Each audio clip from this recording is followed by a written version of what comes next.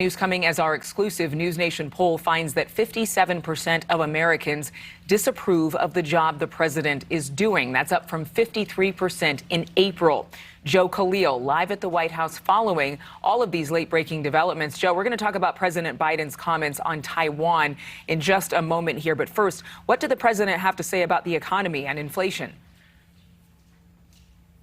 Well, both the president, Adrienne, and his economic team are sort of sticking to a bit of spin on the economy, saying that, yes, they acknowledge Americans are hurting because of this inflation, but they also say that the U.S. is poised, maybe more so than other countries, to rebound more quickly. And they're asking the country to be patient. But still, our NewsNation Decision Desk polling shows Americans across the board are feeling really pinched because of these higher prices.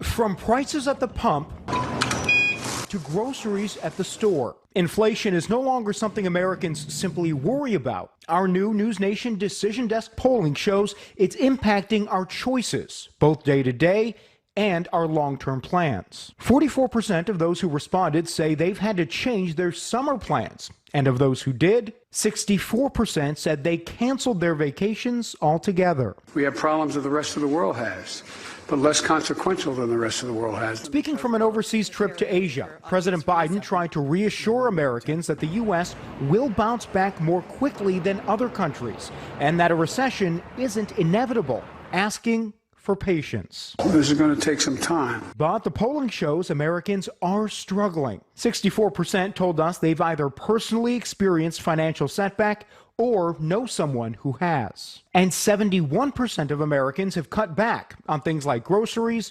restaurants, and entertainment. House Economic Advisor Brian Deese pointed out Sunday that the country's job growth is strong and businesses are investing. Good signs, he argues, for the economy to stabilize. But neither of those indicators provide relief right now.